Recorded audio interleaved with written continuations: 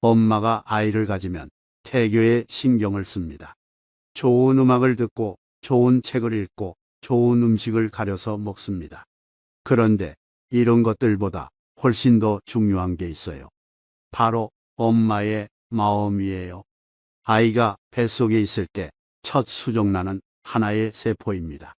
그것이 2개가 되고 4개가 되고 8개가 되고 16개가 되고 엄청나게 분열해서 한두 달쯤 지나면 신체 부위가 하나둘씩 형성되면서 기본 형체가 만들어집니다. 시간이 흐를수록 일정한 모양을 형성해 나가지요. 그런데 이때는 아이의 몸이 독립되어 있는 게 아니라 엄마 신체 중 일부예요. 손이나 눈, 심장이나 위가 우리 몸의 일부이듯이 아이도 엄마 신체의 일부인 거예요. 만약 임신부가 소스라치게 놀라면 어떻게 될까요? 보통 사람들도 놀라면 심장이 긴장하거나 멈추는 등 신체가 영향을 받습니다. 이와 마찬가지로 뱃속에 있는 아이도 엄청난 영향을 받게 됩니다. 또 속상한 일이 있으면 밥 먹었던 게 소화가 안 되는 것처럼 엄마의 심리 상태가 아이의 신체에 영향을 줍니다. 나무로 치면 어른의 몸은 다 큰 나무라 할 수 있어요. 그래서 나쁜 영향을 받거나 상처를 입는다고 해도 시간이 좀 지나면 깨끗이 아물지만 아이는 연약한 묘목 같아서 조그마한 상처가 나도 금세 죽거나 병들 수 있습니다. 이런 까닭에 유전자에 문제가 있지 않은 경우에도 태중에서 영향을 받아 선천적으로 심장이 약하다든지 태어날 때부터 눈이나 귀에 이상 증상이 나타날 수도 있습니다.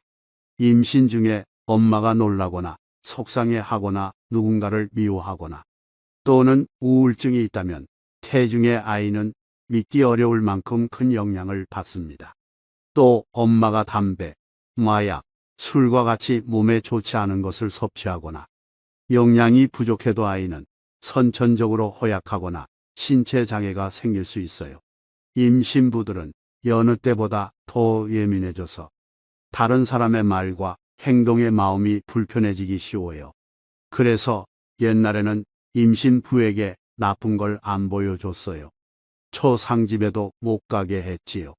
초상집에 가면 임신부의 마음도 우울해지니까 아이에게 안 좋은 영향을 준다고 생각한 거예요. 임신부는 꽃이나 애완동물 같은 예쁜 것만 보게 하고 좋은 얘기와 덕담만 나누게 했어요. 이러한 것을 보면 우리나라 태교가 예전에는 아주 발달했다는 걸 알 수 있어요. 그런데 요즘은 어떤가요? 아이를 가지고도 담배를 피우고 술을 마시고 남편과 악을 쓰면서 싸우기도 합니다. 남편이 미우면 당연히 뱃속에 있는 아이도 미워져요. 당장 헤어지고 싶은 마당에 자식을 낳고 싶겠어요? 그러다 보면 아이를 지워버릴까 하는 생각까지도 하지요. 뱃속에 있는 아이는 제 엄마로부터 살해 위협을 느끼겠지요. 세상 사람이 다 안 믿어줘도 우리 부모만은 나를 믿어준다. 세상 사람이 다 나를 문제 삼아도 우리 엄마는 나를 사랑한다.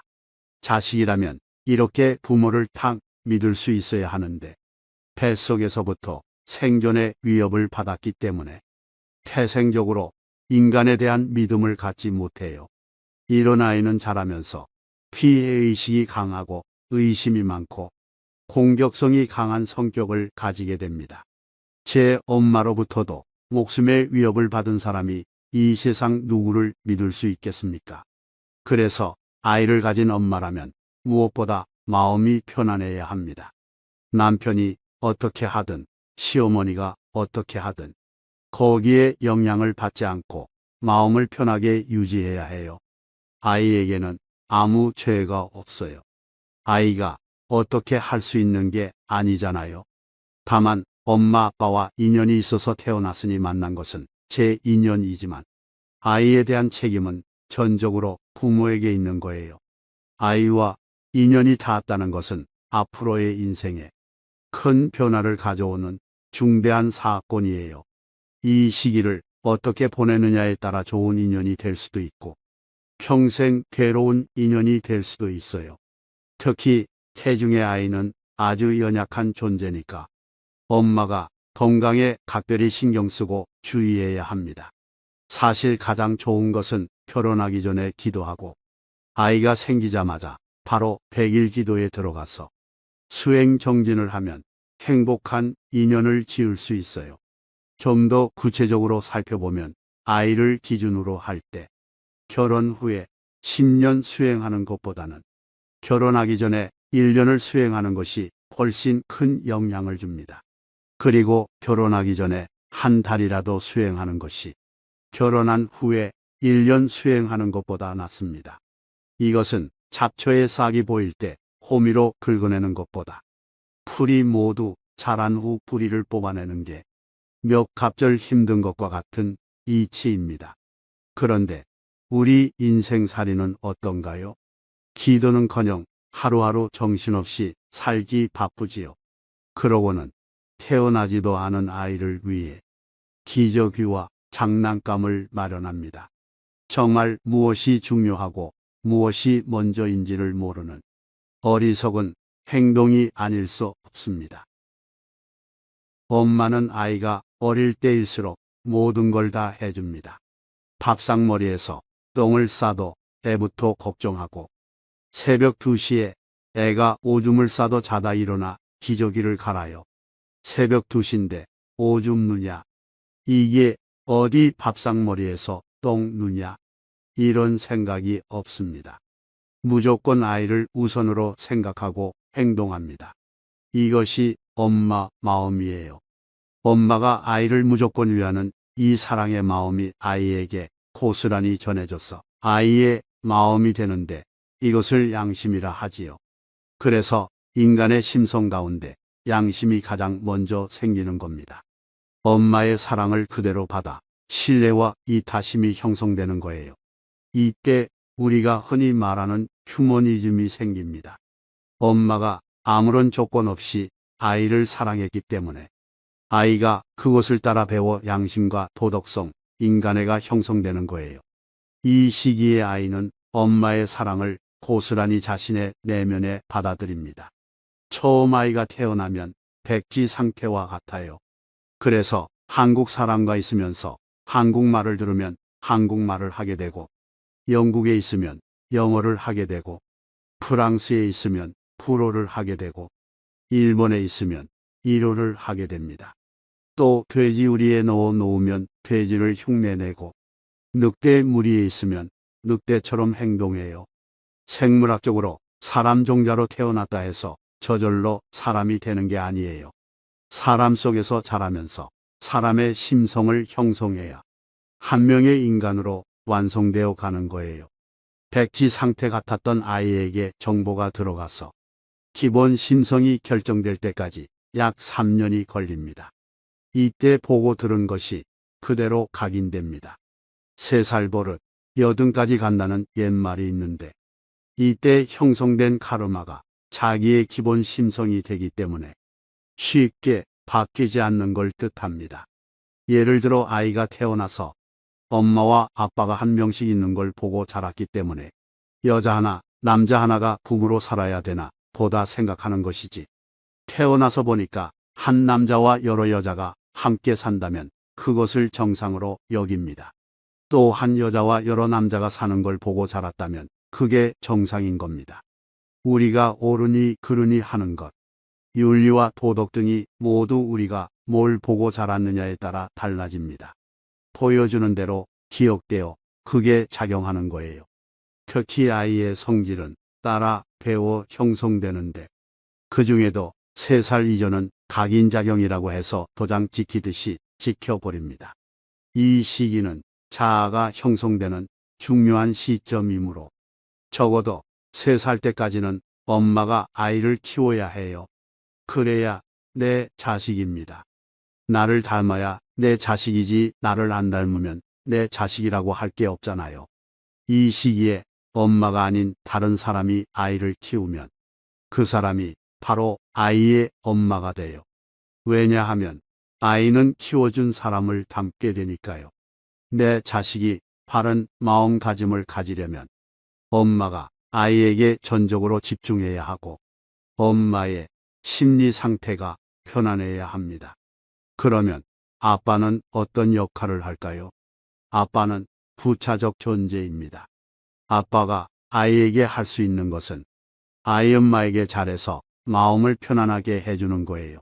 시어머니가 손자를 잘되게 하려면 며느리에게 잘해줘서 간접적으로 손자가 잘되도록 하는 길이 있습니다.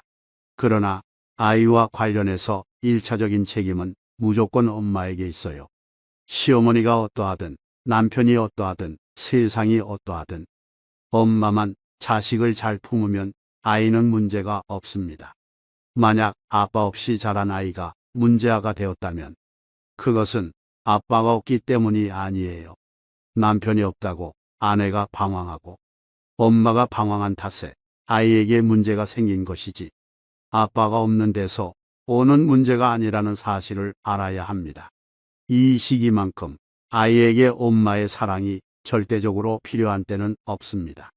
이 시기에 엄마가 아이에게 얼마나 헌신적인 사랑을 쏟았느냐에 따라 아이의 인생이 결정된다고 할 수 있습니다. 슬픔이라는 것은 상실감에서 오는 심리 현상입니다. 뭘 잃어버렸을 때 오는 상실감. 예를 들어 부모님이 돌아가셨다. 자식이 죽었다. 재물을 잃었다. 친구를 잃었다. 애인이 떠나갔다. 이럴 때 오는 심리 현상입니다. 제 마음대로 안 돼서 생기는 게 분노라면 슬픔은 상실감에서 오는 문제예요. 언젠가 남편 상을 당했다는 소식을 듣고 상갓집에 갔더니 부인이 저를 붙들고 이렇게 말해요. 아이고, 스님, 나는 이제 어떻게 살아요? 남편 죽고 나 혼자 어떻게 살아요? 하더라고요. 이럴 때 부인 얘긴 죽은 남편 걱정하는 거예요. 자기 살 걱정하는 거예요. 이게 인간이에요. 죽은 사람 걱정하는 게 아니고 지금 내 걱정한다. 이 말이에요. 아이고, 애가 둘인데 이 애들을 내가 어떻게 키워요? 이렇게 말할 때 애들 걱정해요? 키울 자기 걱정해요? 인간이 너무 이기적인 것 아니냐? 이렇게 생각할 수도 있는데 원래 인간은 이렇게 이기적입니다. 여러분들은 부모 생각해서 괴롭다. 남편 생각해서 괴롭다. 자식 생각해서 괴롭다. 자식을 위해서 희생한다. 이런 말 하는데 사실은 아니에요. 인간 존재 자체가 남을 위할 줄 모르게 돼 있어요. 그럼 그게 나쁜 걸까요? 그렇지 않습니다. 일례로 여러분들은 전화 오면 저건 꼭 자기 필요할 때만 전화한다고 할 때가 있지요. 그런데 전화는 원래 필요할 때 하라고 생긴 거라 그렇게 말할 필요가 없어요. 반대로 별 용건 없이 전화하면 쓸데없이 전화한다고도 하지요. 이렇게 우리는 사람들이 너무나 보편적으로 하는 행위를 자꾸 비난하는데 그럴 일이 아닙니다. 만약에 남편이 죽었다고 가정하면 아내에게 잘해준 남편일수록 아내의 슬픔이 큽니다. 왜냐하면 나한테 불이익이 돌아오니까 슬픔이 큰 거예요. 그런데 매일 술만 먹고 돈도 안 벌고 애만 먹이던 남편이 갑자기 죽어 상갓집을 찾았다면 부인이 저한테 뭐라고 할까요? 그렇게 좋아하던 술 실컷 마시도록 내버려둘 걸 그랬어요. 이건 자기 걱정이에요. 죽은 남편 걱정이에요. 그동안에 당신 만나서 정말 기뻤습니다. 부부끼리는 애를 좀 먹여야 걱정을 받습니다. 대신에 죽은 걸 시원해 하지요. 다 장단점이 있어요. 이게 사람입니다. 그러니 자기 필요할 때 전화하는 것도 인간 존재가 본래 그렇다고 이해하면 되되 죽은 남편도 조금 걱정해주면 해결이 돼요. 남편이 오래 살아서 나한테 더 잘해주고 가야 되는데 일찍 죽어서 내가 지금 어려움에 처했다. 왜 그렇게 일찍 죽었느냐며 내 걱정만 하면 슬프지만 그동안에 당신 만나서 정말 기뻤습니다. 내가 당신 덕 많이 보고 살아 행복했습니다. 고맙습니다. 그러니 이제 당신은 천국으로, 극락으로 안녕히 가세요 하고 놔줘야 됩니다. 그러면 뭐가 없어질까요? 슬픔이 없어집니다. 지난 시기에 대해서는 감사한 마음을 가지되 안녕히 가세요 하고 놓아주는 게 천도예요. 천도라는 게 다른 게 아니고 놓아주는 거예요. 그러면 슬픔이 가십니다. 애인이 떠났다 하더라도 그동안 당신 만나 기뻤습니다. 안녕히 가세요. 이렇게 놓아줘야 돼요. 이 세상 천하 만물 그 무엇도 본래 내 거라고 할 게 없기 때문에 이렇다고 할 게 없어요. 예를 들어 어머니가 돌아가셨어도 안녕히 가세요 하고 놓아 드려야 합니다. 애인이 떠나도 안녕. 이러면서 놓아주고 그동안 감사했다는 마음을 가지면 슬픔이 조금 치유가 되지요. 진정한 슬픔 해소란 고마운 마음으로 놓아주기입니다.